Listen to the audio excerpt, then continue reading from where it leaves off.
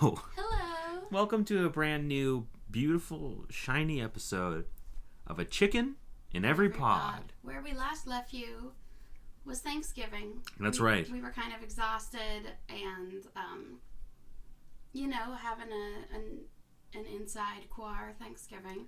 So now a week later, we finally digested our Thanksgiving dinners. Still very exhausted, and we both might have colds. Yeah.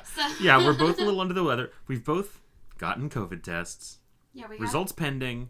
I don't think it's that. I think it's just a seasonal cold.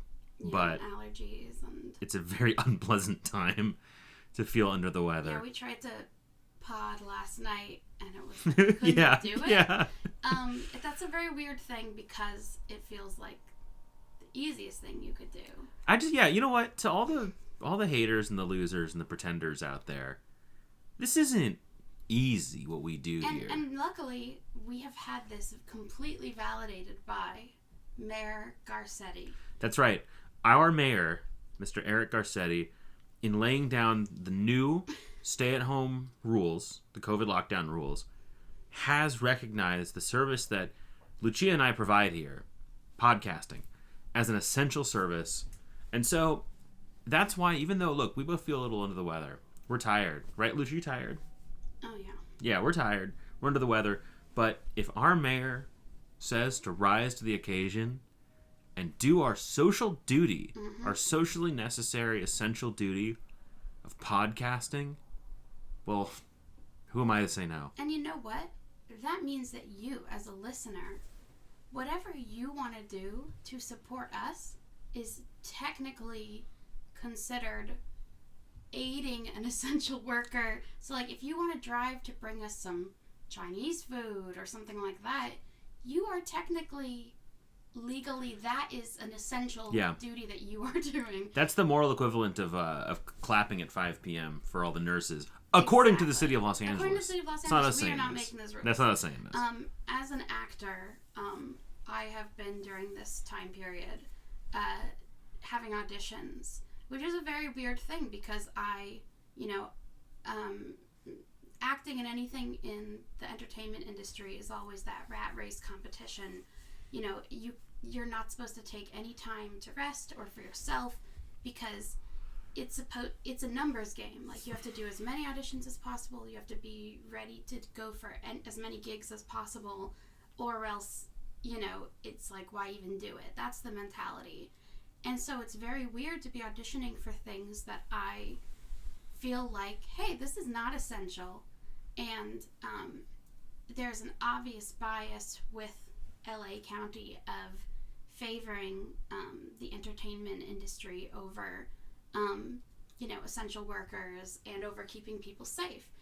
I have a family friend who works on sets, and he's had to quarantine now for multiple weeks.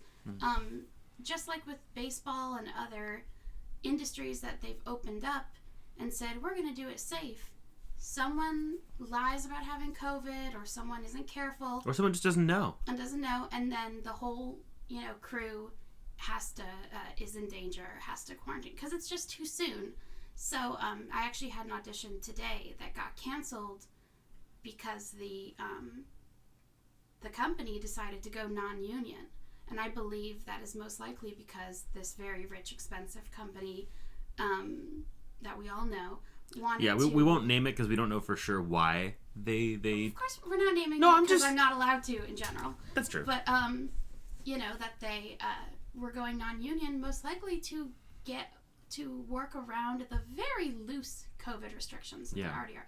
Obviously, the COVID restrictions that the film industry is dealing with is a headache for them, but it's pretty loose for that it shouldn't happen at all, because we don't need any of these things. We do need for our entertainment industry workers to have money to survive.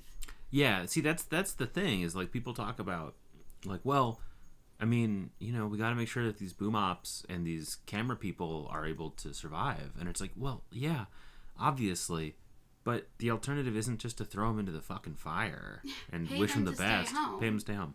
That's all there is to it. Don't film The Voice. Don't film another season of The Conners. Like, we don't need that right now. Lucia had a great pitch for what they should be doing instead of shooting these commercials that I think is very clever, which is that these big companies should just run old commercial, like vintage commercials of theirs. Yeah. Because most of these companies have been around forever. They're all owned by each other. Like, how cool would it be to play like the original "I'd like to buy the world a Coke" or something as a commercial? And because they are filming new content. Yeah, the Budweiser frogs, a classic. Yeah, the Napster frog, a classic. Yeah. The Quiznos subs monsters Yeah. that I hate. Yeah. Even though is Quiznos shut down completely now? I think there's Quiznos still. Okay. I used to love Quiznos. Did you know that? Of course I knew that. I'm sure you knew that. Because you bring it up every time a sandwich is Because there's brought no up. Quiznos anymore. There used to be a Quiznos at the end of my block on the west side of LA. And when I was underemployed and had nothing else to do, pretty much every day I would just walk to Quiznos and get like a huge Quizno and some cookies. And I'd walk back to my little one room and I would just like sit there and just like watch old DVDs of The Simpsons. This is Kyle and before eat a Quizno. I saved him. Yeah. This was the road I was going down. Kyle has several, you can tell his bachelorhood before I met him and his time in between college as being like, yeah, that was the Little Caesars that I would walk to pick up Little Caesars. Oh, that was the That was my Chipotle. Chipotle. Well, that was when I got fancier. That was when I got a when job. You were working on Glee. Yeah, when I was working on Glee, I would go to the Chipotle instead of just. Well, no, actually, because the Little Caesars was right on the corner from the Paramount lot on Santa Monica. Yeah. So I would stop there. I'd get like $2 $5 pizzas, and then I'd just get on the bus on Santa Monica and go home. And it was just, it was a beautiful time. Beautiful time. That's why you weren't. That's why you were described as Chris Colfer's doppelganger, but not like, oh my god, it's Chris Colfer, because you were eating Little Caesars every day after working. And like on this is the Glee. only meal. There was no question about whether or not I was Chris Colfer. I just looked like him. Yeah, what a time. I also, when it comes to what the entertainment industry could be doing, I mean, obviously more voice acting, more animation, and actually paying animators a real living wage.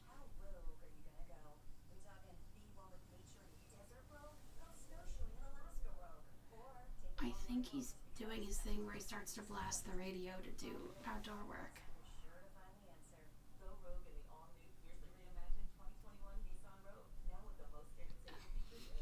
This is what I get for saying we need more voice actors. Okay, so we had a little interruption there. Yeah, see, we have this neighbor. He's a veteran, and he's a young dad still. Okay, wait. He's a dad. He's a veteran. He loves to grill. Loves to grill. And he loves to blast the country music network radio station when he grills. So which is the dream. The dream. We're not here to criticize this at all. He also has a little baby. So at the same time, the radio started playing, and then the baby started crying, which I referred to as, oh, the baby's meowing. Because and that's when we had to stop and think about our lives. Yeah, because I'm cat pilled. Yeah, real cat pilled. And that all is happening right outside the window. So we moved to a different room. So we'll see how that works out. Yeah, so we moved to a different room. So you were talking, Luch. Yeah, my idea for, what the industry could be doing, besides, utilizing the incredible and underappreciated and underpaid animators, storyboard artists, digital content creators, voice actors, all of that could be super safe, and you don't need to put people on set. And then also, there are so many. Every time someone makes a pilot or makes a couple episodes of a TV show, the networks, they can choose to air it or not. And so a lot of the times the networks pass on a perfectly good and filmed and cast and performed show. Mm-hmm. So it's like there are, hundreds if not thousands of hours of content made by these networks and by industry professionals, let alone all of the content that people are putting for free on the internet right now. It's like these huge companies could acquire those shows and whatever and could be airing those. All these things we could do instead of needing new seasons of these other shows. Yeah, we don't need that don't endanger anybody's lives. And this is really weird for me to, because I'd like to be more outspoken about this, but I'm also in the midst of auditioning for these things, which the you gotta odds. Get that bag. I gotta get that bag. Does that mean money? Yeah, you gotta secure that bag. Okay. That vag, you gotta get that vag. That bag. That tea bag? Yeah, it's not a sex thing. It's not a sex thing. It's just about securing the bag. Yeah, so I gotta secure that bag. But also, the odds of getting anything you audition for are, so it's not, I don't know. Does it make me a hypocrite? Whatever. Anyway, so, since the last week's Thanksgiving episode, things in LA have gotten more dire. The ICU is at 15%. It's at 12, it's like 12% capacity right now. So they have made the lockdown much more stringent, like they should have at the beginning. And now all of our holiday plans are kind of up in the air. Well, they're not even up in the air. They're down. They're locked behind a gate. Yeah. So not seeing more family and friends. Yeah, we were going to try, when it was looking like things were maybe getting okay, we were going to try to do a safe visitation with some family out of town, and that's dust in the wind. Yeah, and that was also going to be the weekend we were going to get married. Yeah. Once a quarter ago. Yeah, and we canceled it. Lifetime ago. Yeah, so we're here, We're engaged bachelors, bachelorettes. We're living our best bachelor life. I'm wearing a robe right now. I'm leaning back in a chair. We've got a collectible Christmas Starbucks cups. We love Christmas as a pod. We're both kind of pagan heathens, but we love Christmas. Yeah, this is a pro-Christmas show. So and pro-Hanukkah, etc. Yeah, it's a pro-holiday cheer show. So if you're going to be a Grinch, then you can keep listening, but don't talk to us about it. Yeah, so, we don't really have much... So this is not a holiday-themed episode, unlike last week. Instead, This is about basically the main thing going on in politics right now. Yeah, so I guess, as kind of a weekly show, I think sometimes there's things that are more topical, things that are more conceptual. We will do a holiday-themed show about... the holidays. Christmas tree pardoning. When they pardon the Christmas trees. But that is not this show. Today is a more topical show. Today we're going to be talking about the presidential transition. And not just Joseph Robinette Biden Jr.'s transition into the presidency, but the concept of a presidential transition. Why do we do it? What's the history of it? As well as the term president-elect. As well as the term president-elect, which is important because it's a term with history that people act like they just invented. It's been very polarizing right now. You've got the people that were like, Hillary's my president throughout the entire 4 years, while Hillary is fucking off in the Hamptons or whatever. Yeah, getting spotted like Bigfoot. Yeah, but they're like, Hillary's still my president. Those people have now moved on to... Joseph Biden is running the country right now as president-elect. Yeah. And he's solving the coronavirus right now, and he created the vaccine. All these things. So that's obviously pissing off a lot of conservatives that are like, president-elect doesn't even mean anything. It's kind of almost like a Schrodinger's cat. It's getting a lot of people philosophically like, what does it even mean to be your president-elect, but you're not even president? What does it mean? President even is. And a lot of these conservatives also are people that... I will say conservatives because You will say conservatives are people. Yeah. Well, I'm of the camp that sees Trumpism as a natural evolution of conservatism. I don't think it's an aberration. I think it's a natural evolution. It's a symptom. Yeah. But it's primarily Trump supporters that I'm talking about who really only got into politics for Trump. They weren't really involved. They weren't following it. Just like a lot of people, same with Hillary. It was And honestly, love the guy, but Bernie too. A lot of people got into politics for Bernie and didn't really know much else around it. Yeah. But so a lot of them don't really remember the term president-elect, and they kind of think that Biden has made this up in order to assert that he is currently the president. Yeah. When we'll share it on Twitter, there's photos of Trump in front of a sign that says "Office of the President-elect." Yeah. well, in the course of doing this, in the course of talking about the transition, we'll also talk about the first few waves of Biden cabinet appointees. Mm-hmm. His entire cabinet has not been designated yet, not been nominated yet, but there are some big names to talk about. We're going to go through that cabinet like the little orphans in Narnia. That's right. We're going to go through the cabinet like the little orphans in... Are they orphans in Narnia? Yeah, because they're at their uncle's house. Yeah. They're like, Uncle Diggory. We're so bored because of the war. Maybe we should go through this air cabinet. Yeah, it is weird how all throughout Lion, the Witch, and the Wardrobe, Uncle Diggory's like, turn off my fucking lights during the Blitz? The government's going to tell me to turn off my lights? That's my right. I can do whatever I want. I'm an anti-lighter. Pro-lighter. You get the comparison I'm drawing here. Yeah. It's about masks. Okay. So we're talking about the transition of Trump to Joe Biden, which is when President Trump decides he wants to look more like Joe Biden, so he stops tanning and he lets his hair go white, which is happening. Yeah. And then he gets plastic surgery to look more like Joe. He loses like 70 pounds. Makes Melania like wear a blonde wig. So that's the transition from Trump to Joe. Yeah. So the idea of a transition period has been with us since Washington stepped down as president to become an old guy. Since he crossed the proverbial Delaware. Delaware River.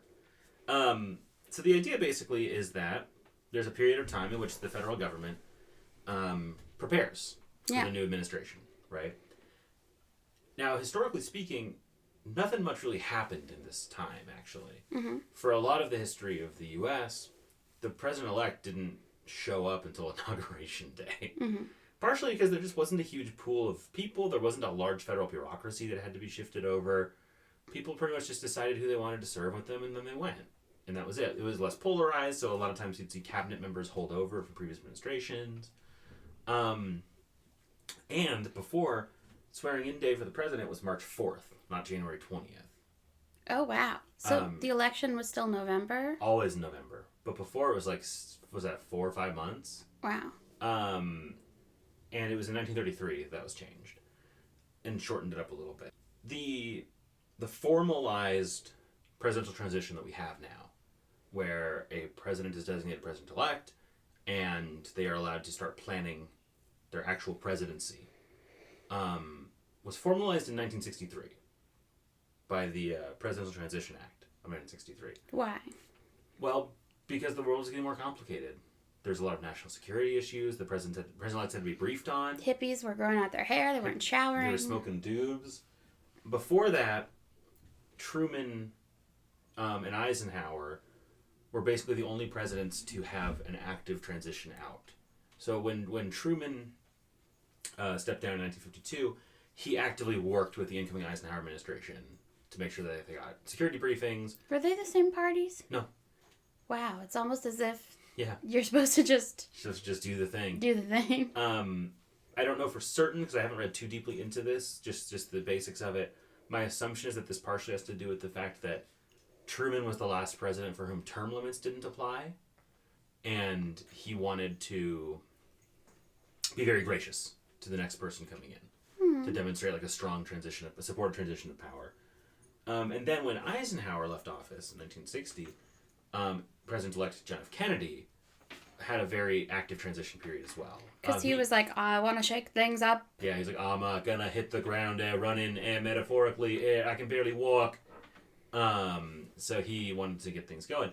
And so it was in 1963 that they passed the Presidential Transition Act, which has been amended a bunch, 1998, 2000, 2010, 2015. There was even an amendment in 2019, which allows the incumbent president to establish transition councils to help facilitate a possible handover. If I remember from what we've read about the Kennedy assassination, Kennedy's transition was actually a big part of, I think, what was making his enemies feel like, we can't trust this guy, right? I mean, he appointed his brother Bobby to be Attorney General, which people already were like, that's nepotism. Yeah. And also, like, Bobby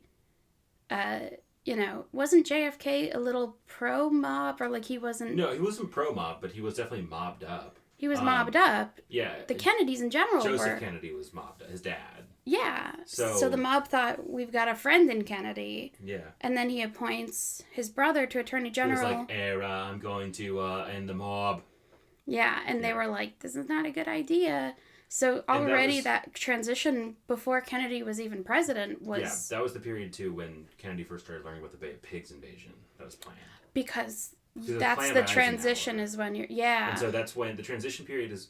Part of the transition period, actually probably the single most important part of the transition period, except maybe this year, because now they have to have structural things in place for COVID, is that the president-elect, once which we're about to get into the process of them becoming the president-elect, separate from the Electoral College process, because we already talked about that. You can go back and listen to that, our first episode. Yeah. Separate from the constitutional process, we're now just talking about the legal process. Mm-hmm. But part of it is once they've been formally declared president-elect, the president-elect then gets security briefings, just like the president does. Mm-hmm. That way, as soon as they're sworn in, they know exactly what's going on in the world, which is hugely, hugely important. So this is when JFK was told, hey, we're doing this Bay of Pigs thing, and it was the CIA that was like, he's not going to stand in the way of this. We've already got this plan going. I don't know for certain if he was told during the transition or just after he was sworn in. But either way, he acted this was like, a big part of it. What the hell? I didn't... And he was very like, we're not doing it. Yeah, he didn't want to do the Bay of Pigs invasion. He's like, I didn't and he basically plan this. Because the Bay of Pigs invasion was an attempt to use anti-Castro Cuban exiles to overthrow the Castro regime in 1961. I definitely just picture the Boston Tea Party, but everyone's throwing kind of very buoyant pigs, feral hogs into a bay, and they're floating. It's a bay in Cuba, the Bay of Pigs. Okay. And there's going to be an invasion. Bay of Puerco. Actually, yeah, it's like Puerco or something. Puerco de Bay. It's probably not Puerco de Bay, but it's something very similar. Porco Rosso. But so there's going to be an invasion from these guerrilla groups of anti-Castro exiles that were funded by the mob and armed by the mob. And they were going to be backed up by the CIA who helped coordinate it. And basically the CIA wanted Kennedy to promise air cover for it so that, they would succeed, basically. Yeah. Kennedy said, if I offer air cover, then we're just invading Cuba. Like, that's just a military invasion of Cuba, which I'm not signing off on. I don't want to do that. And so there are many theories of the Kennedy assassination that was kind of the beginning of the breakdown of his relationship with these groups.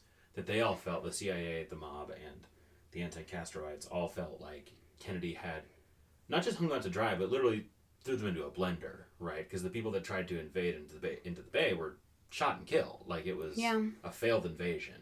It was his Benghazi. It was kind of his Benghazi, except he didn't do anything wrong. Yeah. Just kidding. Putting on our tinfoil hat, but with a hole in it, because this is true. Yeah.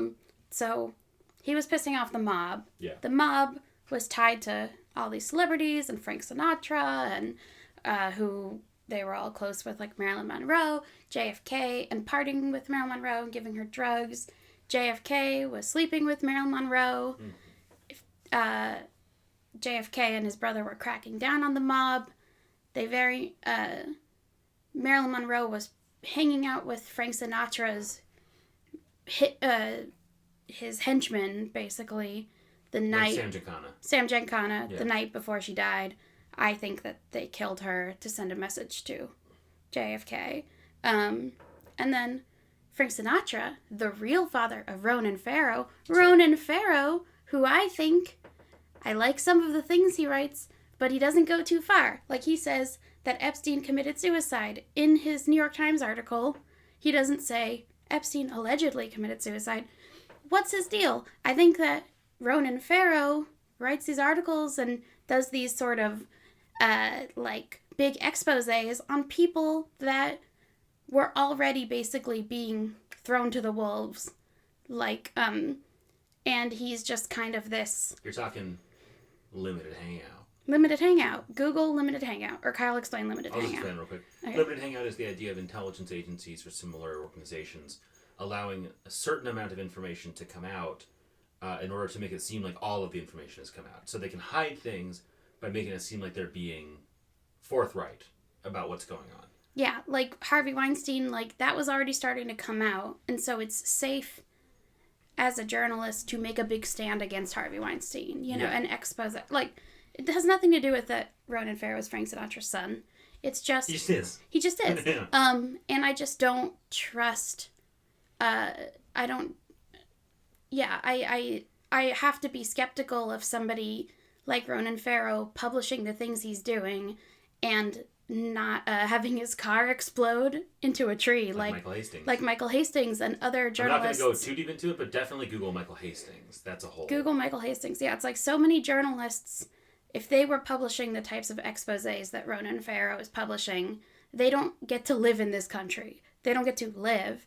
And so I'm very skeptical. And Ronan Farrow is engaged to John Lovett, who is... Of the podcast, John. The Pod Save Boys. Yeah, and didn't he work with Obama? Oh, yeah. He's an Obama speechwriter. So it's like, he's marrying an Obama speechwriter.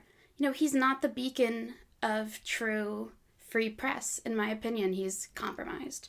Also, and it doesn't mean that his work is without value. Yeah. But it means he's not the prophet of truth. Yeah. To follow all the time. We always have to be skeptical. Yeah. But we're the prophets of truth. Yeah. But also, as a child of New York Italians, I love Frank Sinatra. And Frank Sinatra hit on my grandma once.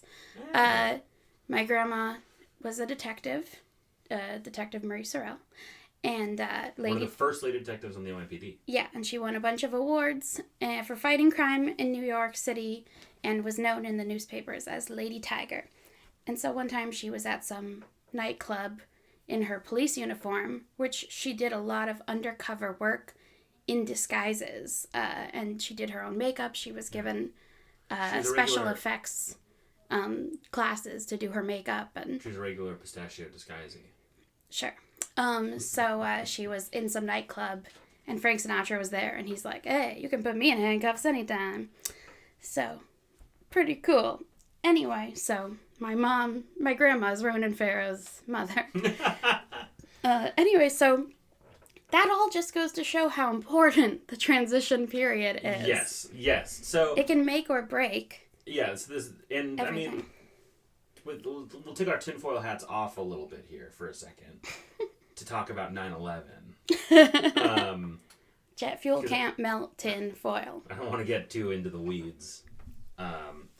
But if we assume that Bush didn't do 9/11, then the intelligence failures that led to 9/11 can almost certainly be at least partially rooted back to the fact that Bush had a dramatically shortened transition period. And this was because of the Clinton-Lewinsky scandal, right? Oh, well, it was because of the Bush, the recount, the 2000 recount. Oh, well, what was the tie-in with the... Wasn't there something with because of the impeachment of Clinton? That idea, it comes down to that, basically, that because Washington, D.C. was tied up in the impeachment for the last 2 years of the Clinton administration. Which we can't relate to at all, a whole government being tied up with a stupid nonsense impeachment. And potentially allowing a major world crisis happen because you're not paying attention to the intelligence. To anyone missing this thread, the results. We are comparing what happened with the Clinton impeachment scandal to the Trump impeachment scandal. And the Trump one is almost more direct because literally the first COVID cases were coming out while the impeachment was happening. Yeah, we hate Trump as a podcast, but there could have been, but I don't think that the way to impeach him was with this Ukraine Hunter Biden thing. A show trial that was never. It was a show trial. It's like, try to impeach him, sure, on his very overt criminal things like his accusations of rape, etc. Yeah. But so while our whole country, while Nancy Pelosi, while everybody were focusing on let's impeach Trump over Ukraine, the freaking coronavirus was brewing. When the novel coronavirus SARS-CoV-19 was having its first cases. Yeah, it's like we don't endorse Trump, but also we have to have our national interest in mind. Yeah, and I definitely think the impeachment was a fucking waste of time. It didn't work. We know for sure it was a waste of time. Yeah, and we knew at the time. Like, there's no question that he was going to be removed from office. It doesn't matter that he goes down with an asterisk. Yeah, it was a way for Democrats to signal boost, look, we're resisting. It's We're putting a pebble in Trump's shoe. Yeah, exactly. And so they could fundraise. Just like right now they're fundraising for Joe Biden for his transition. Yeah, which they don't need to do because part of the legal transition framework from the Transition Act is that once the General Services Administration signs off on the president-elect, they're able to access millions of dollars of government funds to plan their transition. So the taxpayers are already paying for Joe Biden's transition, yet he is still fundraising from us. Can I say, if you want to donate to anything politically right now, Us. Patreon. The John Ossoff and Raphael Warnock campaigns are significant. Those matter. Those are the Senate campaigns in Georgia. Donate directly to them if you want to donate to anything. Yeah, donate. Don't donate to Pod Save America. Don't donate Don't do that. But so, do not give one red goddamn cent to Joe Biden or to the DNC or to Nancy Pelosi right now. They don't need it. They won. They've never needed it. Joe Biden, in the debates with Bernie, said, Bernie's got way more money than me. I'm broke. It's like... Sarah Gideon, who just disgusting. lost a winnable Senate seat in Maine. Mm-hmm. She lost to Susan Collins, who voted to confirm Amy Coney Barrett, I think. Mm-hmm. Susan Gideon ended her campaign with $14 million in the bank. For a losing campaign. It's still in the bank. And what's going to happen to that money? Probably go back. I don't know. I have no idea. I think Amy McGrath raised $88 million in a campaign she was never going to win against Mitch McConnell. But Mitch McConnell, very popular. Very unpopular. The least popular incumbent senator. But he keeps winning. I mean, popular, wins a lot. Not He's popular. Very successful. Successful. But no, he actually has one of the worst approval ratings of any senator in Congress. But he knows how to win in Kentucky. And so you can't just throw shit. You can't throw a fighter pilot who is pro-Trump as the candidate against McConnell. That's who Amy McGrath is. Anyway, the General Services Administration is basically, usually it's the branch of the federal government that orders drapes and shit for the White House. General Services. Exactly. They make sure the silverware is shined. But they also sign off on the transition period. Because the idea is that they have the purse for the White House. And so they allow people to enter. And they sign a sheet declaring the apparent winner. This is what has held up Biden's transition. This just changed a week or so ago. But Emily Murphy, who is the head of the General Services Administration, who I saw somebody on Twitter say that head of the GSA is like being the head of FEMA, where if you're doing your job right, nobody knows who you are. Mm-hmm. And if anybody knows your name, you really fucked something up. Yeah, if you go into a bar and everybody knows your name, you fucked up. You really fucked up. Yeah, exactly. And I know sometimes you want to go. Yeah. But you fucked up. But so, Emily Murphy is the head of the GSA. She was the Gay Straight Alliance. That's right. The General Services Administration. She was refusing to sign off on Biden being the president-elect. Because she believes Trump's... Her defense was basically, I'm not making a claim either way. I'm just saying that the results are contested. And the Electoral College hasn't convened, and the states haven't certified yet, so... The Electoral College hasn't convened? No, it doesn't convene until later December. Why? Wait, so... But so she was like, okay, it's not official. Yeah, so the Electoral College doesn't... There's about 6 weeks between the election and Electoral College meeting. So is this would this be premature for her to sign it, or is it normal? No, absolutely not. So Trump is successfully getting a lot of people to kind of stall and she has signed it. Sabotage. Okay. She has signed it since. Yeah, I was saying that this is about a week ago. Okay. But Obama's GSA person signed off on Trump the next day. I mean, they were very we will bend over and let Trump do anything they want to us. I remember there was a movement to try to get faithless electors to vote for Hillary and to get the state of Michigan to overturn, which is all the stuff Trump's trying to do, by the way. Yeah. There's a movement to do that in 2016. The difference was that the actual structure of the federal government immediately accepted the results of the election. Yeah. Immediately. Hillary conceded. She called Trump, said it was over. Obama opened up the purse and gave him the White House tour or whatever. They started it immediately. It was very much that, we will be the decent people. Yeah. Trump will not concede. I think it's important for people to realize, too. Because he's saying that Trump's basically in all his tweets are saying, Biden won the illegal election. Well, that's the thing. I won the legal election. That's the important thing about concession. The president doesn't have to concede. There's no legal requirement the president has to acknowledge that they lost. And Trump loves concessions. Popcorn, hot dogs, pretzels. Yeah. Give me the milk duds. That Coke. But so the president doesn't have to acknowledge it. They just have to leave, right? They don't have to say they lost. Yeah. Concession is a norm. Concession is a normative practice that we use to not justify. Chivalry. Yeah, well, it's to validate the peaceful transition of power. Yeah. It's to show that this person has acknowledged it's done, they're moving on. Fighting. It's done. Exactly. Mobs. And I do have to say that the record of the peaceful transition of power in the U.S. since 1860 is world historic. It's one of the longest in a democracy that's ever happened. So there has not been, in the last 100 years, a case where a president is throwing a fit like Trump has. That's probably not exactly true, but I'm also including this within that streak, by the way. This is still the peaceful transition of power. Trump's going to leave office. He's just... I read a great interview with Corey Robin, who is a historian, I think he's a historian, who wrote a book called The Reactionary Mind that is about the history of conservative and reactionary thought. And he rightfully points out that, I think rightfully, as a scholar myself, that in some ways Trumpism, although it is reactionary, and it is illiberal, it's anti-democratic, in a key way it's almost the opposite of fascism. Because it relies on the institutional structures to exist. Fascism wants to throw them away and create a new cult of personality, a new government. But Trumpism only exists as far as these institutional structures do. Yeah, he plays with fascist, he shares DNA with it because he's illiberal and reactionary. But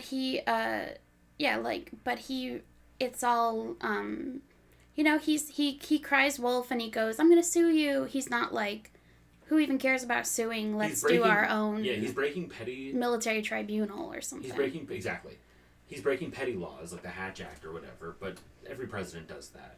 For the most part, everything he's doing is by the rules, by the legal rules. He's allowed to file these lawsuits. He's allowed to tweet whatever he wants. He doesn't have to concede, and so that's an important thing to remember. And that ties into why a lot of Democrats have trouble with Trump when he's doing things that are, sloppy and not classy. But then when he does things they don't like that he's tweeting. Then they're like, we want a president that doesn't tweet. But they don't actually, care if he bombs a place. Yeah. I think that this is Trump's erosion of the standards of the transition of power is not healthy for a democracy. I don't think that it sets a good precedent. I certainly think it does a number on the voters, which is a huge problem. But at this point, I don't consider it to be a breaking of the streak of the peaceful transition of power. He's just being a messy bitch. He's just being a dumbass. Yeah. The last time we failed to have a peaceful transition of power was one of the most significant transitions of all time, when there was an election. And a few weeks after the election results were announced, several states voted to secede from the Union. We're talking about 1860, of course. The election of Abraham Lincoln precipitated the secession of several southern states. That's not what's happening. Several southern states. Yeah. That's not what's happening right now. Nothing close to that is happening right now. Which is a blessing, I guess. Trump will leave office. Trump's going to leave office on January 20th, and he's probably going to start his re-election campaign that day. And it's going to suck, and it's bad, and it is illiberal, and it is anti-democratic, and it is reactionary, and it's authoritarian, and it's bad. At this point, it's not fascist. That's my ruling on that. That's that on that. But so, the transition is now happening.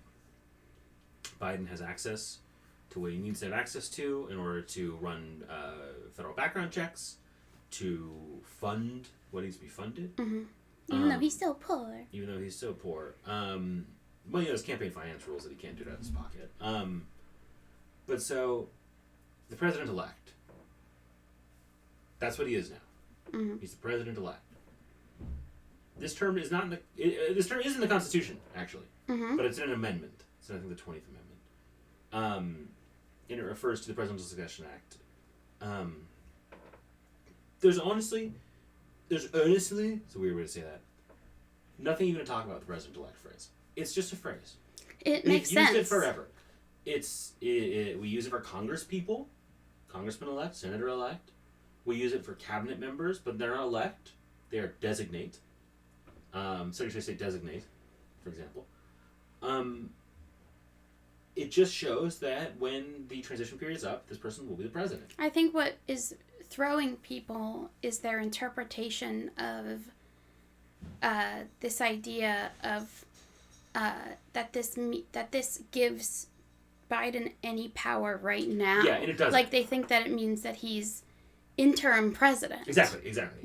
But it's really like when people say, "Oh, Vice President Biden," because he used to be vice president. They're not saying that he has any governing power. Yeah, and he doesn't. He doesn't have any power at all. So it's like the Dems need to cool it on acting like he's president right now, and then the Trump is outgoing President Donald Trump. Yeah, Trump. And Joe Biden is President-elect Joe Biden. And it's really easy to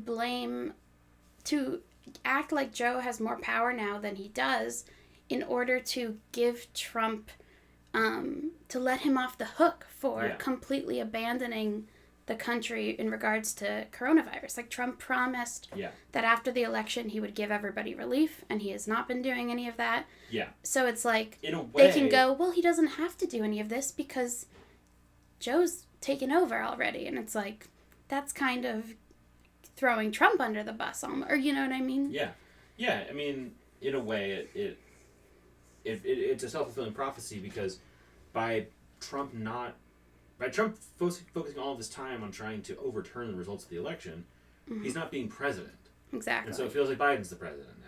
Yeah. So instead, nobody's the president right now. Instead, nobody's the president. And no one has been this whole year, because Trump's been focused on campaigning. Yeah. And a lot of people, I think, also push back because the Electoral College hasn't voted. And so they say, well, Biden's not the president-elect. It's not decided yet. But the thing is, he's the president-elect. Like, it's official now because the GSA has signed off on him being the president-elect. But even still, people seem to just not remember how this system works. Yeah, it's really not that big a deal. And the states have certified now all of it. It's done. Like, it's done.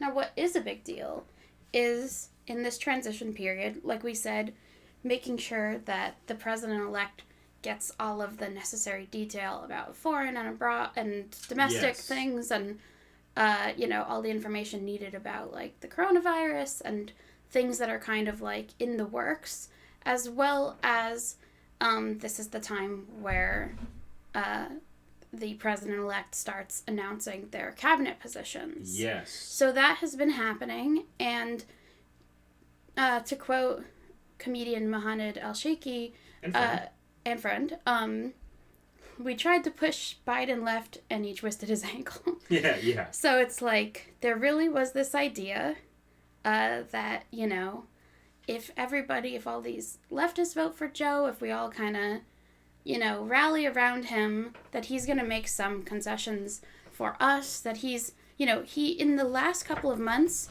Joe was basically just running on Bernie's platform completely. Yeah.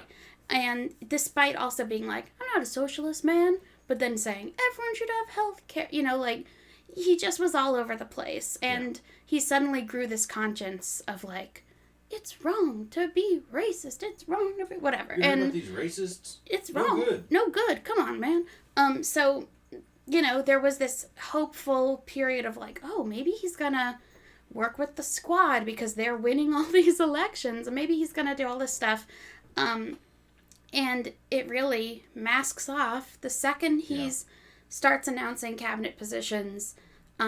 It's very much a slap in the face, intentional or unintentional, to progressives. I mean, another thing is Elizabeth Warren. She dropped out and endorsed Joe, and she's being completely hung out to dry. We're not big warheads here. We're Bernie bros. But that's fucked up.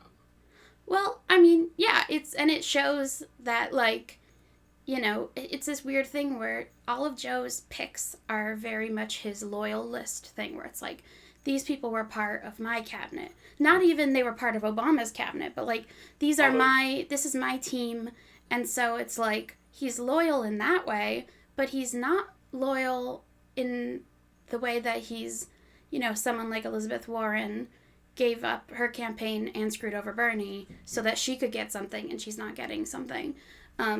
Many of these people are from the Obama administration. Yeah, sorry, I mixed it up. Is that I read an article where he's throwing his campaign people. They were all promised jobs. Yes. And he's giving all these cabinet positions to the Obama people. To use two phrases from medieval and monarchical history that I will adapt to our current circumstances.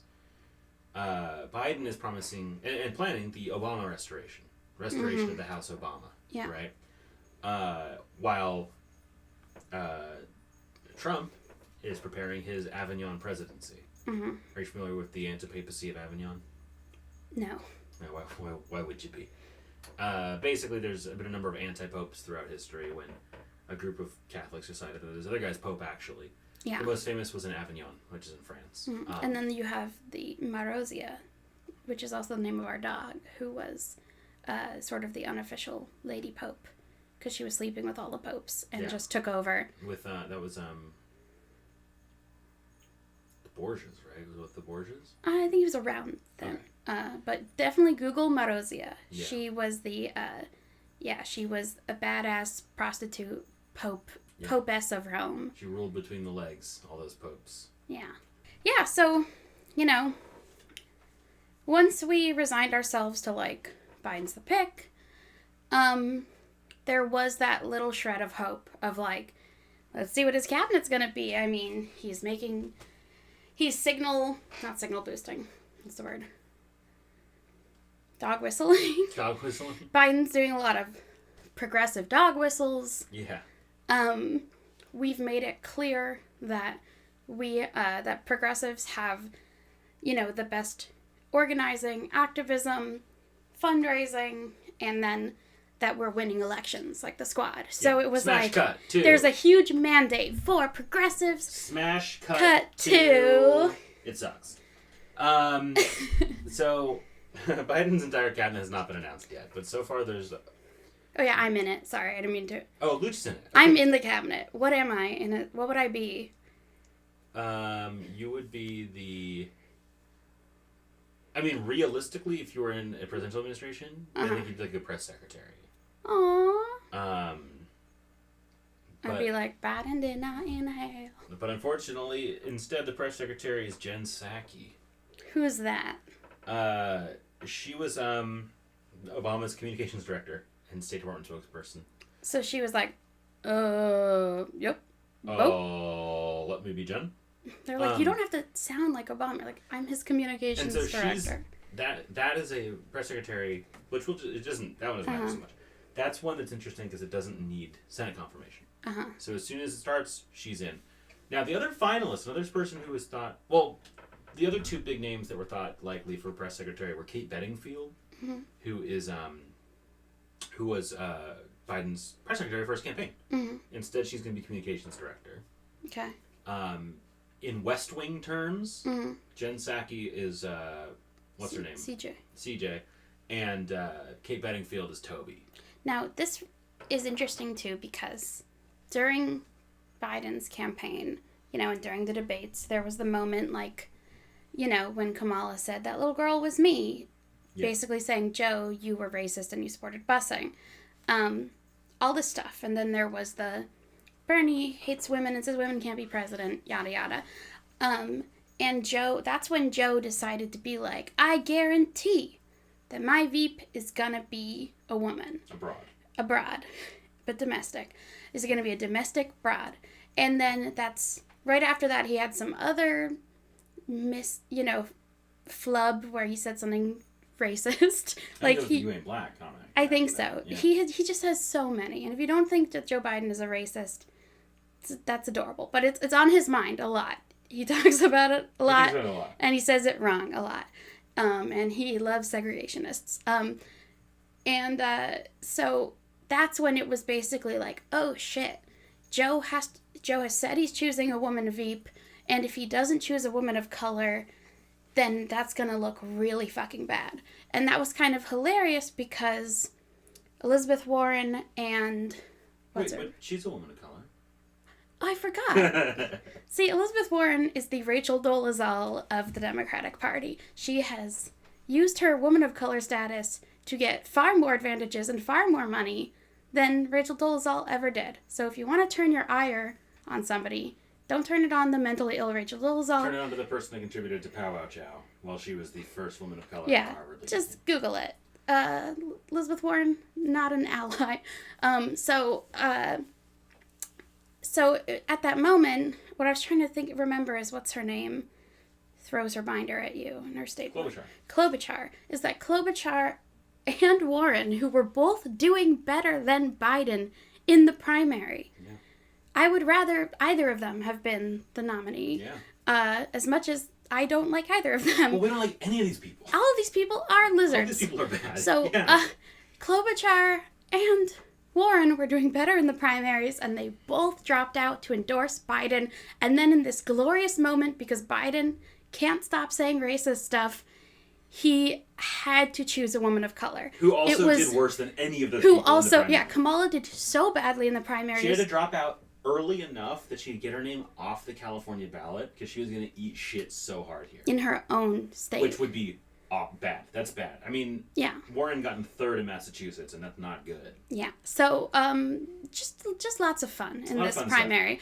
So that's when Biden really leaned into this, like, if you vote for, even though he told Pete Buttigieg, I think you're basically my successor, and you're like my son Beau, and Mayor Pete, I'm basically existing to be the transition period for you. That's what he said about Pete Buttigieg. But the black women can be his Veep. But he really wants Pete Buttigieg to be the next king, which is just so transparent. So that was basically when Biden made a hard stand of, if you vote for me, you're really voting for a woman and a woman of color. So please, like, I'm basically a shell of a person. I'm going to be both Obama and Kamala at the same time. Yeah. Don't think of me as an old white man. Yeah. And so now when reporting on his transition team, every article is like, Joe Biden chooses a woman. And it's like, yes, he's choosing lots of white women. They're literally... But even when he's not, they're treating it like he's collecting Pokemon cards. They really are. It's binders full of women. Yeah, and it's like... It's very tokenizing. And it's the way it's like, actually, there needs to be more Latinos. And it's just like... It's like, okay, sure, but are you actually thinking about who these people are? Yeah, like they're... Are you looking at who these politicians... Yeah, as a white woman, I gotta say, not all of us are great. Yeah. So... And I agree about white women. Okay. Wow. And I wonder, where are all the white women at in Joe Biden's cabinet? Hey! Okay, so we got a lot of names to get through, so we need to start getting... We don't need to name all of them. We can just discuss it. I want to talk about them. Okay. The names are you going to poke-rap it? Yeah. I want to talk about somebody who got potentially owned, but also potentially set up for a good future. But it's only one of those two.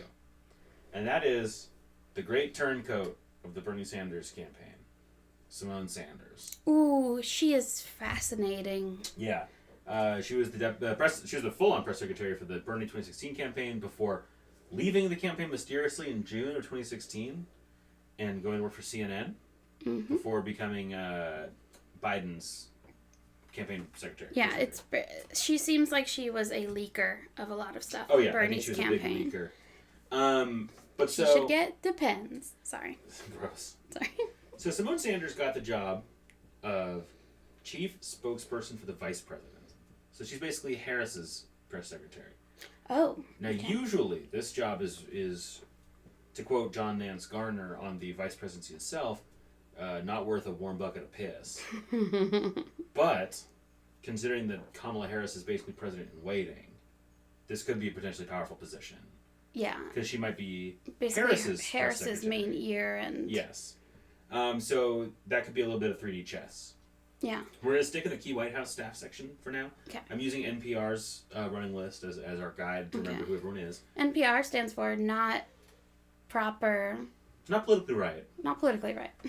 They're fine. I was going to say not proper riding. Yeah. A recent appointee that had jaws wagging was Brian Deese. Brian Deese Nuts? Brian Deese Nuts. Wow. For National Economic Council Director. He's a young guy with a beard. Kind of looks like you. Kind of looks like me. Like a lot. So, the controversy for him, is that he worked at the Office of Management and Budget under Obama, and then he went to work for BlackRock. What's BlackRock, you might ask? BlackRock... AKA, I might ask, even though I know. Of course. Explain. BlackRock is the largest index investment fund in the world. They are the largest single investor in any company, kind of, in the world. They're an investment company. They're an index fund. So just a small business. Yeah, they're an independent fund. They're often reported as being the number one investor in fossil fuels in the world, which is true. That's what the BlackRock is. But only because of the number one investor of every field in the world. Yeah. Now, Dees is somebody that I am skeptical of, but got an endorsement that matters to me from Bill McKibben. So Brian Dees got an endorsement from Bill McKibben. Yes. Who is an environmental leader who founded, I think it's one of those famous good organizations, like Act Right Climate Boys. Yeah, but he was one of Bernie's top advisors both times, and was actually a front runner to have been like his Secretary of State. Yeah. And so McKibben's a guy that I trust, that I like. He says that he has known Dees for a long time, actually officiated his wedding, and that Dees was the global head of sustainable investing of BlackRock, and that as well as the other thing he did, or that's what he did there. Very interesting. And so that basically McKibben says that Dees was trying to basically work with the largest investment firm in the world to try to do good things for the climate. That's not the direction that I would go in, but if that's the case, then maybe Dees is fine. So in a superhero movie, he's like the evil corporation. He's like the one guy that's like, hey, maybe don't inject yourself with that formula. He's exactly the guy he looks like. That's what he looks like. He looks like the guy that's like in the suit, but he's still got the beard and like the kind of messy hair. Yeah, and then he gets killed by the Green Goblin. Or he gets to get away. He's the one guy that gets to get away. Yeah, and he joins the heroes, and he's like, no way, so gotta stop him. He could be fine. He could be Dees. He could be Dees. I basically there's nobody in Biden's cabinet that at this point that I'm like, cool, right on, I'm into it. Which is, it's not surprising for people that have been paying attention, but it's still disappointing. Yeah, there are some names floating around for later picks that might be okay. I'm thinking of Deb Haaland for Interior Secretary, who would be the first Native female to be in a cabinet. That would be cool. That would be great. On the topic of climate, I was reading and we listened to an interview on Useful Idiots with Katie Halper and Matt Taibbi with Aaron Brockovich. Because Joe Biden's transition EPA review team picked Michael McCabe for the EPA review. Now, Michael McCabe worked with DuPont, and DuPont is the chemical company that poisoned everybody and is still continuing to poison everybody with the PFOA chemical. Yeah. They made like Teflon and just poisoned everybody's water, chemicals and all the stuff they make. That, Aaron Brockovich has been very outspoken about all of that. And so she actually wrote an op-ed for The Guardian, I believe, called Dear Joe Biden, Are You Kidding Me? Which was great because it was kind of throwing back that, like, come on, man. Are you kidding me? And she's gotten a lot of people, of course, saying, what, are you a Trumper? Oh, it's better than Trump. All this stuff, which is just everything's fucking better than such a disservice to democracy, to be like, whatever Joe Biden does, as long as it's slightly better than Trump. Which I've literally seen people say. Like, I don't know who that guy is, but if Biden likes him, I like him. Exactly. And it's like, eat shit. Yeah. You're the problem. Eat shit, you're the problem. ESYTP. Yeah, ESYTP. And so, Aaron Brockovich has gone on different interviews to basically defend her op-ed, and she was basically saying there's a fox in the hen house. Like, there's no positive of having Michael McCabe, who worked for DuPont, in this transition team. It is a slap in the face to activists. It is a slap in the face to, anyone that cares about climate change. It's the Sunrise Movement. That wants to drink water and breathe. Yeah, and it's the same Biden that yells and points his finger in the faces of young climate activists and the Sunrise Movement. Yeah. So it shows that he's full of shit, which is a bummer. And another thing that Aaron Brockovich said that I really liked was she was like, I'm not saying I hate Joe. I'm not saying I'm not a Democrat. What I'm saying is part of a transition is that we're supposed to all be kind of in on it. We're supposed to be able to it's supposed to be like give the coalition feedback. Building part. Yeah, like, and he's not doing that. Because we're a party. So it's like the party in general is supposed to have a say. And And, if you want to learn more about DuPont, there's the movie that just came out this last year, Dark Waters, starring climate activist Mark Ruffalo, which he has gone and fought against the Dakota Access Pipeline, and so Native American activists call him Mark Buffalo, which is just read that in that Politico article. The cutest thing. Yeah. I love Mark Ruffalo. I stan a Ruffalo. Native Italian American excellence. So that movie Dark Waters is a sad drama about, but it's also like if you're into true crime. It's a Todd Haynes movie who did Carol, so it's like a similar tone to that. Yeah, and it's about what happened with DuPont. And what was freaky is you'd finish the movie and you're like, oh, I distrust everything. This sucks, but it's resolved, right? But what Erin Brockovich is talking about is that issue in particular is not solved at all. And she wrote a book called Superman's Not Coming. That's basically like, if you think there's something wrong with your climate in your community, you need to basically like be in for the long haul and just keep fighting at them. And if you want to learn more about Erin Brockovich, you can watch the film Erin Brockovich. Yeah, it's about a sex worker who meets what's his name? And then she becomes a pretty woman. Okay, I was like, I knew where this was going. It's about a little place in England called Notting Hill. Yeah, that's right. It's about a woman who just needs to eat, pray, and love. Yeah. Okay, so we gotta get through all these names. There's a lot of people to talk about. Okay. Okay.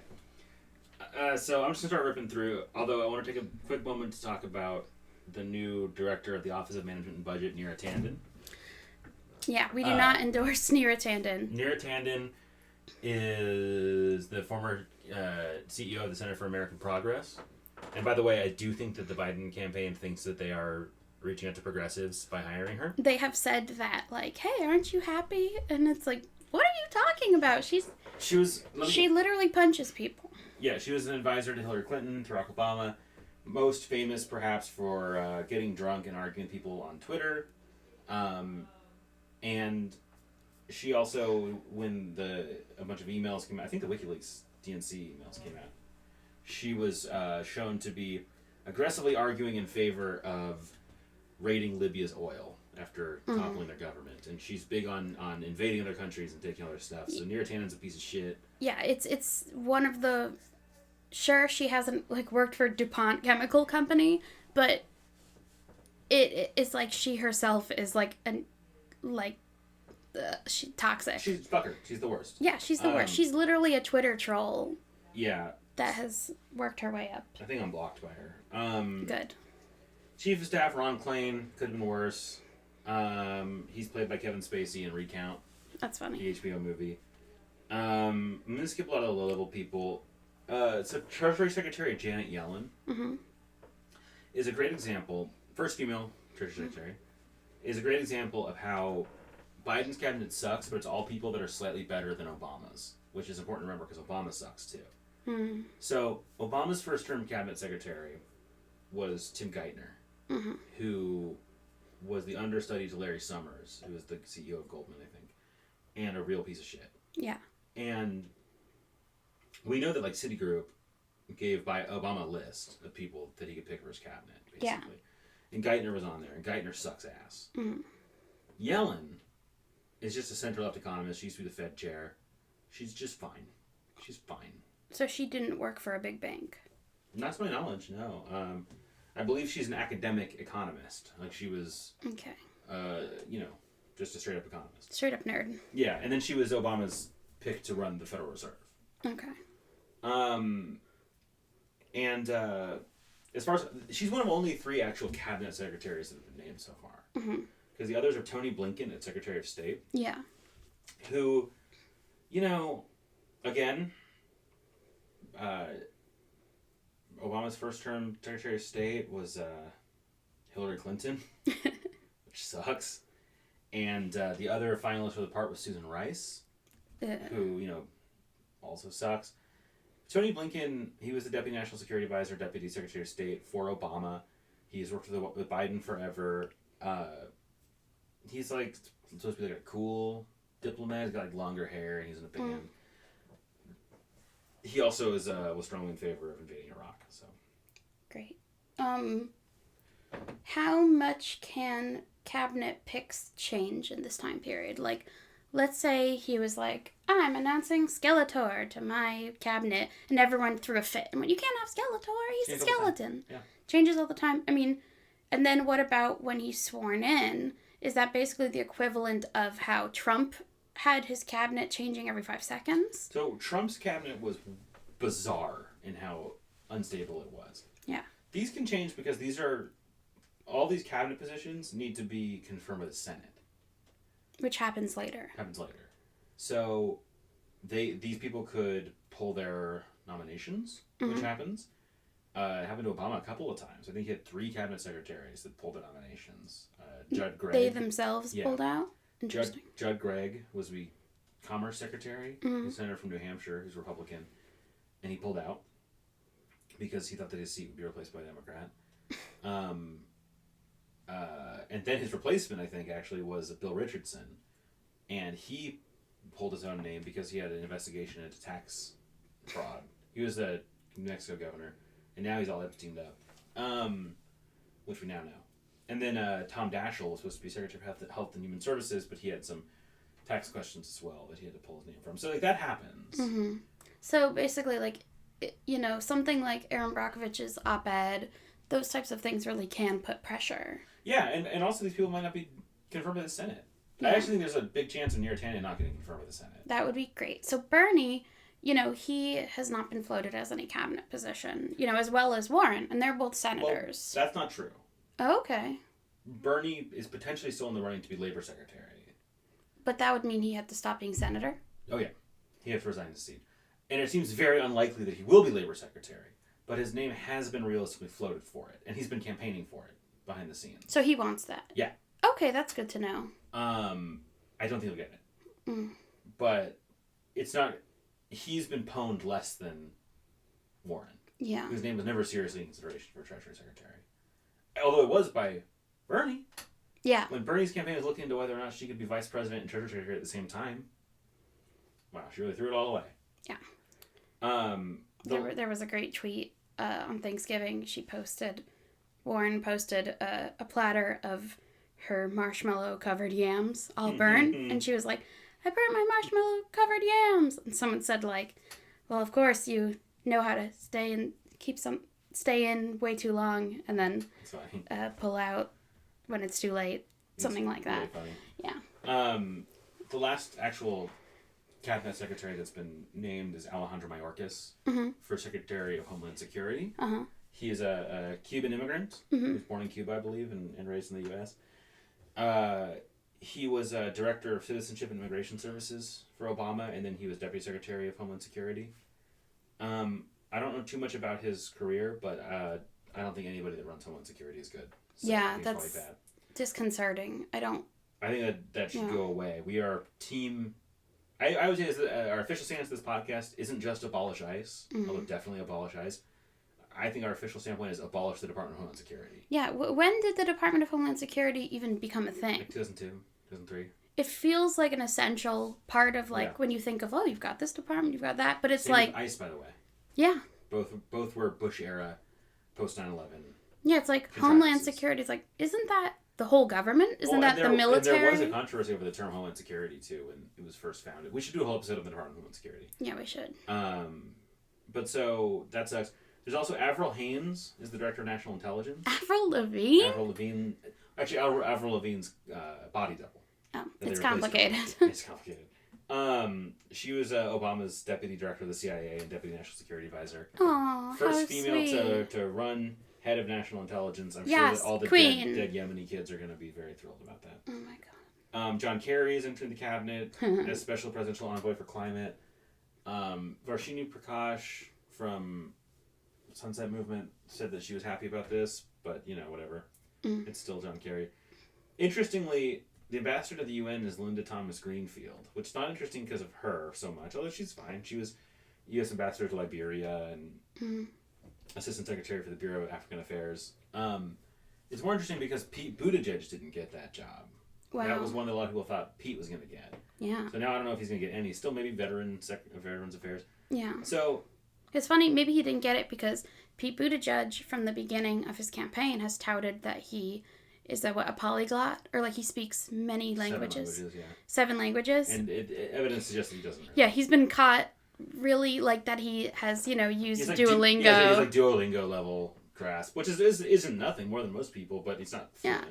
The thing is, Pete Buttigieg wants to act like he's Shakira. Shakira does speak multiple languages fluently. Yeah. She sings in multiple languages. She performs in multiple countries, and she has a genius IQ, and she does a bunch of charity work for real nonprofits. Shakira should be the one that has that position. No, we're going to have a People's Revolution install Shakira as the president. Yes, she's an Aquarius. Her birthday is, I think, the day after mine. This is my strong stance. We're pro Shakira. Yes. The remaining cabinet secretaries that need to be named, which I'm sure we'll talk about when they are, is Attorney General. Mm-hmm. This one's interesting. None of them are interesting. But the top 4 are Attorney General, Secretary of Defense, Secretary of State, and Treasury. So far, with the 2 that have been named, for State and Treasury, are both whites. And the finalists, the most likely pick for defense is Michelle Flournoy, who will be the first woman defense secretary and is also white. So, there's been a lot of pressure to name the 4th of the big 4, Attorney General, a person of color. So the names floated off that. Before that pressure, it's like it was likely to be Doug Jones, the outgoing senator from Alabama. Yeah, who lost. And he's got a history of, I think he helped with the court case against the people that burned down that black church in the 60s and he was killed a civil rights attorney. In Alabama. Doug Jones has a pretty impressive history. Yeah, ironically, as the guy that's most likely getting ruled out for his identity, he has one of the stronger civil rights records. And he lost this year his re-election, which is pretty devastating, especially for how much everybody fought to get him in against that child molester. A child molester and now Republican. He's lost to a football coach. Yeah, so I would be pro giving him some sort of position. Yeah, I guess maybe something. I mean, again, this is all on a curve. Yeah, when people are like good. But the Secretary of Defense is probably Michelle Flournoy, but maybe not. Yeah. There's also for Attorney General though, if not him, if not Jones, the other people they're looking at are Jay Johnson. J. Jonah Jameson? Yeah, J. Jonah Jameson. Jay Johnson was Obama's last Homeland Security Secretary. Jake Johnson from New Girl. That's right. I love him. He's be in. He's the best. And they're also looking at Javier Becerra, who is California's Attorney General. Okay. To potentially be the Attorney General of the United States. Okay. Another thing that we should mention is that our wonderful Mayor Garcetti, who made us essential workers. No, we're going to talk about Eric Garcetti. Okay. We're going to get to Eric Garcetti. We'll get to him next. So, to talk about Secretary of Transportation is one that Eric Garcetti has been floated for. Beep, beep. Talk about Eric Garcetti. Eric Garcetti, he's not that Italian. Not as Italian as you'd think. He's our mayor, and his dealing with Black Lives Matter has been atrocious. His appointment, I believe he appointed Jackie Lacey. No, Jackie Lacey is an appointed elected position. Elected position? Yeah. His in general, his record is not great, and the way he's been handling the virus has been really confusing. Yeah. And this is an anti-Garcetti podcast. So also, which is part of these freaking elected officials are spending the whole time trying to just get elected or get another job that they're not helping the city. So he's been spending this whole past year just campaigning to get on Biden's cabinet. And that's really helped us out. And it sucks. I think that the last one I want to mention is because we'll go into it more all later, but the last one I want to mention is, like I said before, Deb Haaland, who is in the running for Interior Secretary. I think that she would be a really good pick. She is progressive, and she is a Native American, and the first Native American cabinet position member. What did she do before? She's currently a congressperson from New Mexico. Oh, cool. She is one of the 2 first female congresspeople I'm sorry, first female Native American congresspeople. Her and Sharice Davids in Kansas. And, yeah, she's got like a lot of progressive backing. That would be great. Yeah, that would be like the only unambiguously good appointment. It'd be nice to put some pressure, keep people like Erin Brockovich, using their status to call out Biden's transition. Yeah. And one great thing she said about Joe's picks is she was like, we can't let our new boss be the old boss. Yeah. We can't, she said, like, we're failing our drinking water, we're failing our children's generations by this is the time to shake things up. Yeah. And Joe is reinstating the swamp. That's right. He's getting trekked all the way down in that swamp. So there's not a lot to be excited about, but he is going to be the president. And that's the wrap-up of this episode. Yeah. There's not a lot to be excited about, but he will be the president. Yeah. And if he lives... Oh, Trump watch. Oh, yeah. Trump watch. Is he alive?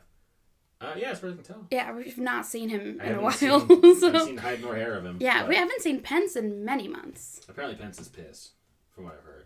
Pence is pissed? Yeah, I mean, where does like he exist in all of this now? He does not like the Trump trying to steal the election thing. Interestingly, if Trump runs again, I think he will, in 2024, if he's the nominee again, probably a different running mate. It would probably be Gun Girl. Yeah, it's going to be Caitlyn Bennett. Yeah, or Tomi Lahren. Yeah. His new wife. His new wife, Tomi Lahren. Okay, we gotta go. Okay, well, happy holidays, everybody. Stay safe. And make sure that you have a chicken. In every pod. Bark, bark.